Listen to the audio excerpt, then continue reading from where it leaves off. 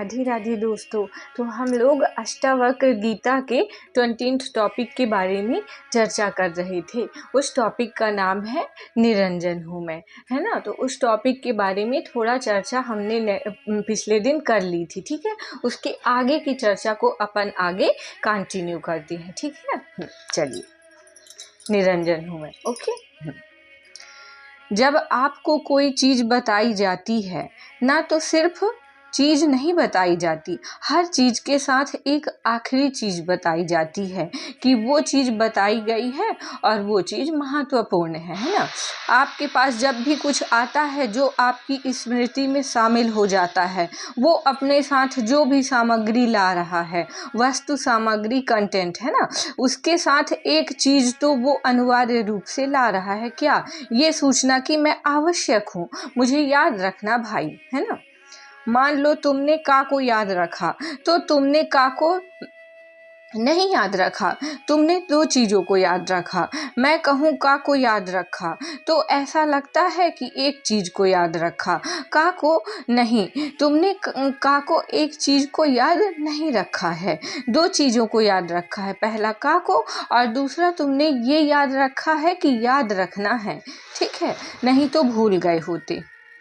तो मन में जो सामग्री आती है वही अहंकार बन जाती है, और वही अहंकार चूंकि वो सामग्री से ही बना है, वो सामग्री को पकड़ के रखता है। सामग्री हटती है तो साथ में क्या हट जाता है? अहंकार भी हट जाता है। जो बचता है फिर उसे याद करने की ज़रूरत क्या है? कौन याद रखेगा? वो बस प्रकट हो जाता है। तो स्वयं से स्वयं तक वो अपने आप में संपूर्ण है। अष्टावक्र ने वो कचरा साफ कर दिया। जनक, हमने कहा मुहाने पर बैठे हुए थे, पहले से ही तैयार ज्ञानी हैं, तो अष्टावक्र ऋषि के लिए आसान है ना। देखिए क्या होता है, जो हमारा अहम होता है, अहंकार होता है, वो काम, क्रोध, लोभ, मोह, अहंकार, ईर्ष्या, द्वेष, छल, कपट, इन समस्त विकारों से क्या होता है? ढका होता है। और जो सतगुरु होते हैं वो हमारे इन विकारों को हटाते हैं। सतगुरु मतलब कृष्ण हो गए, अष्टावक्र जी हो गए, और जिन्हें भी आप अपना गुरु बनाए, ठीक है। तो आत्मा भी गुरु है, ठीक है। तो वो क्या करते हैं, वो इस परत को हटा देते हैं, है ना। तो फिर जब वो उसको हटा देते हैं तो फिर अंदर जो अच्छा सुंदरतम रूप होता है वो स्वयं प्रकट हो जाता है। उसको प्रकट करने की, इसीलिए आचार्य जी आत्मा के बारे में कम बात करते हैं, अहम के बारे में ज़्यादा बात करते हैं, क्योंकि जब अहम खत्म होगा तो आत्मा अपने आप प्रस्फुटित हो जाएगी, प्रकट हो जाएगी, है ना। इसलिए अहम को जानना जरूरी है, अहम को मिटाना जरूरी है। जब अहम मिटेगा तो आत्मा स्वयं, जैसे धुआं है ना, धुएं से आकाश दिख नहीं रहा है, या कि दिख नहीं रहा है, जैसे धुआं हटेगा तो आकाश दिखने लग जाएगा। तो उस धुएं को हटाना है, मतलब अहम को हटाना है, अहंकार को हटाना है अपने, ठीक है। तो जैसे ही वो हटेगा वैसे ही आकाश, आत्मा, आपका सुंदरतम रूप प्रकट हो जाएगा, है ना।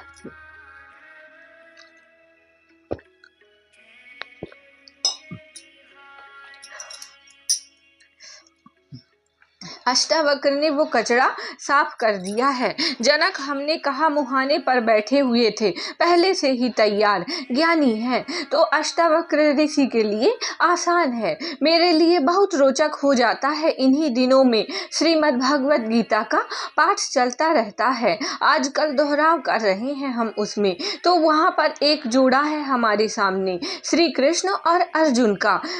उधर छांदोग्य उपनिषद चल रहा है, वहाँ दूसरा जोड़ा है ऋषि सनत कुमार और नारद का, और यहाँ तीसरा जोड़ा है अष्टावक्र मुनि और राजा जनक का। और इन तीनों में समानताएं बहुत हैं, तुलनाएं करो तो बहुत सारी बातें खुल करके सामने आती हैं। मैं यहाँ देख रहा हूँ कि कैसे दूसरे प्रकरण के श्लोक पहले ही श्लोक में जनक कह उठते हैं, अहो। फिर मैं श्री कृष्ण की ओर विस्मय से देखता हूँ, मैं कहता हूँ, कहो ये अर्जुन है। जब दूसरा अध्याय प्रारंभ होता है तो अभी वो पहले अध्याय की राह में ही बह रहे हैं। यहाँ पहले अध्याय में अष्टावक्र ने खेल ही खत्म कर दिया। वहाँ पहले अध्याय में श्री कृष्ण को एक श्लोक बोलने का मौका नहीं मिला। पहला अध्याय ही नहीं, पहला अध्याय और दूसरे अध्याय के 10वें श्लोक तक श्री कृष्ण को कुछ बोलने का मौका ही नहीं मिलता। कितना अंतर होता है स्थितियों में। सत्य लेकिन फिर भी चमक जाता है। ये जो स्थितियों में अंतर है यही प्रकृति की विविधता है। कहीं देर लगती है, कहीं जल्दी हो जाता है, पर देर लगती है ये बात तो प्रकृति के अंदर की है। लंबा समय कोई अच्छी बात नहीं है, ये मूल्यांकन भी प्रकृति के अंदर का है।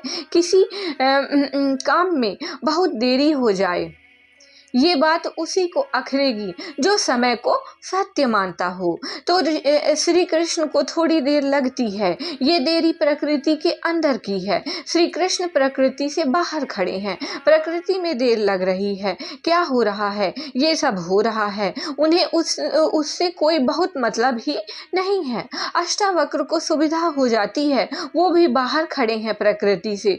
वो बोलते तो हैं बोधो अहम प्रकृति परहा, उन्हें भी बहुत कोई मतलब नहीं है। ऐसा नहीं है कि उन्होंने चैन की सांस ली होगी कि अरे चलो जल्दी से आ गया जनक को समझ में, राहत मिली। जनक को 20वें अध्याय तक समझ में ना आए, अष्टावक्र को रत्ती भर फर्क नहीं पड़ता। हाँ, प्रयास अपनी ओर से पूरा करेंगे, लेकिन भीतर उनके एक बैठा हुआ है अप्रयास, जिसका स्वभाव है वो अपना देख रहा है कि बाहर ये सब खेल लगा हुआ है। ये समझा रहे हैं, वो समझ नहीं रहे हैं। हमेशा से चलता रहता है। बहुत समझाने वाले आए, बहुत समझने वाले आए। कोई जल्दी समझता है, कोई देर में समझता है। जो समझ जाते हैं वो भी मर जाते हैं, जो समझाते बहुत हैं वो भी मर जाते हैं। जिसको नहीं मरना वो देखता रहता है कि कोई मर गया, कोई जी गया। यही सब चलता रहता है। छोड़ो, कौन इसमें रुचि ले, चलो मौज करते हैं, आनंद मग्न रहो। तो भीतर कोई रहता है जो अपना चुपचाप आनंद मग्न रहता है। यही सब चल रहा है। इसी की सुध आ गई जनक को और एकदम मुंह से निकला, अहो। मुझे स्मरण नहीं आता कि पूरी भागवत गीता में कहीं पर अर्जुन ने कहा हो, अहो इतना सुंदर है ये भाव, अहो फिर इसी से बनता है अहो भाव, विस्मय विस्मय, वाह कैसे आश्चर्य आश्चर्य। तो निरंजन हूँ मैं और मेरा काम बस इतना ही है कि कोई काम आगे बढ़ाने की जगह मैं ये देख लूं कि रंजनाएं मैंने पकड़ कहाँ से ली। एक वीडियो था जिसका शीर्षक था क्या करें जब कुछ समझ में ना आए, क्या करें, ऐसा ही शीर्षक था। जब कुछ समझ में ना आए कि क्या करें, तो उसमें मैंने कहा था कि जब समझ में ना आए क्या करें तो कुछ मत करो, बस देख लो कि अभी तक क्या करते रहे हो, उससे समझ में आ जाएगा कि क्या करना है। जब ना समझ में आए कि क्या करें तो काहे कुछ कर रहे हो, थम जाओ और ये देखो कि अभी तक क्या करते रहे हो, क्योंकि अभी तक जो करते रहे हो उसी का तो परिणाम है कि अब तुम्हें कुछ समझ में ही नहीं आ रहा कि क्या करें। वो तो मत ही करो ना जो अभी तक करते रहे हो, थम जाओ। तो करने इत्यादि की बात बाद में है। शांतो अहम बोधो अहम प्रकृति परः, शांत हूँ मैं, बोध हूँ मैं, इससे अच्छा उत्तर मुझे नहीं मिला है। को हम प्रश्न का, को अहम प्रश्न का, है ना। शांत हूँ मैं, बोध हूँ मैं, कि पूछे कोई को अहम तो आप बोलो बोधो अहम, को अहम बोधो अहम। ठीक, बोध से ही शिवत्व प्रकट होता है ना। जैसे एक लहराता हुआ जल होता है ना, तो उसमें जो चंद्रमा का प्रतिबिंब है ना वो स्पष्ट दिखाई नहीं देता है, पर वही जल जब शांत अवस्था में होता है तो जो चंद्रमा का प्रतिबिंब है उस पर स्पष्ट दिखाई देता है। इसलिए शांत रहने के लिए धर्म ग्रंथ बोलते हैं आप शांत रहिए, बोध में रहिए, सचेत रहिए, तो आपका जो सुंदरतम रूप है, आत्मा है, सूरज है, चांद है, वो प्रकट होगा, है ना। इसलिए शांत हूँ मैं, बोध हूँ मैं। कौन हूँ मैं? को अहम, शांत हूँ मैं, बोध हूँ मैं, बोधो अहम। ठीक है। जब कोई आपके बगल में जनक जैसा खड़ा हो, जैसे अष्टावक्र के बगल में खड़े हैं, तो आप बोलो बोधो अहम, तो वो बोले सो अहम, प्रकृति से परे हो गए। पूरी अष्टावक्र गीता इसी में समा जाए। जैसे भगवत गीता के अध्याय 2 की बात कर रहे थे, वो भी इसी में समा जाए। प्रकृति परः अहो निरंजनः शांतो बोधो अहम प्रकृति परः, है ना। बोध मात्र हूँ मैं, स्मृति नहीं हूँ, ज्ञान नहीं हूँ, सूचना नहीं हूँ, इन सब का मिट जाना हूँ मैं। वो बोध, वो होता है बोध। ठीक है। सारी बातों को एक करो, सूचना, ज्ञान, स्मृति, ये सब किसके क्षेत्र में आएंगे? क्षेत्र बोलते ही क्या बोल दिया? प्रकृति। ये क्या है? प्रकृति परः, तो प्रकृति से परे होना और बोध होना, बोधो अहम कह पाना, ये फिर एक ही बात हो गई ना। तो कहा बोधो अहम, तो बोधो अहम कहते ही कह दिया प्रकृति परः। तो ये दोहराव है, बस एक ही बात को 2 तरीके से बोला जा रहा है। असल में सारी बातें ही दोहराव हैं।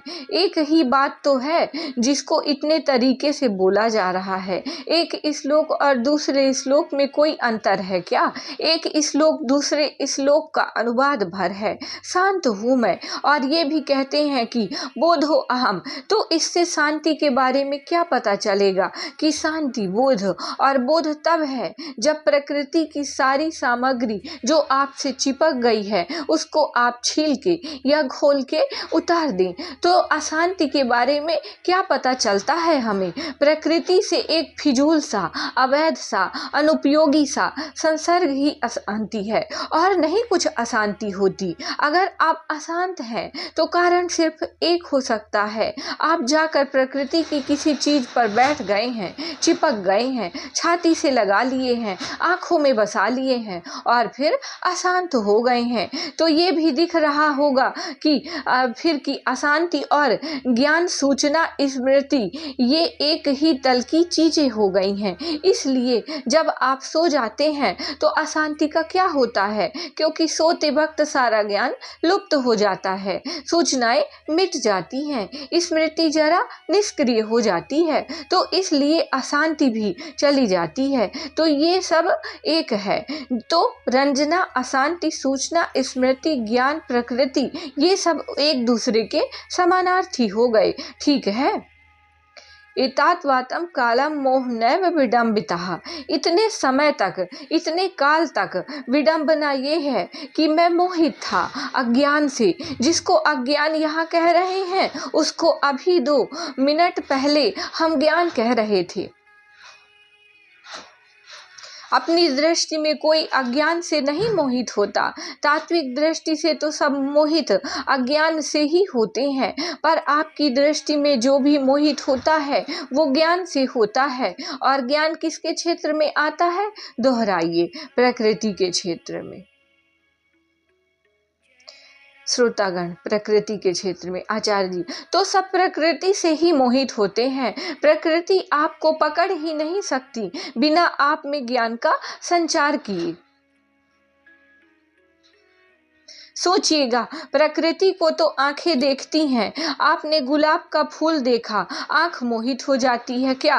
मोहित कौन होता है? मन। और मन के पास क्या है? ज्ञान। और ज्ञान क्या बोलता है? ये सामने जो है वो कौन है? गुलाब है, और इसमें से जो खुशबू आ रही है वो कैसी है? अच्छी है। और गुलाब सब फूलों का राजा है। आंख नहीं आकर्षित हो जाएगी। इससे ये भी समझ में आएगा कि अर्थ किसके क्षेत्र में आते हैं? प्रकृति के क्षेत्र में आते हैं। बड़ा विचित्र लगेगा आपको, लेकिन सत्य के लिए वेदांत में 2 विचित्र से नाम हैं, निरर्थक, निराधार। अपनी हमारी भाषा में ये दोनों ही शब्द असम्मान के द्योतक होते हैं।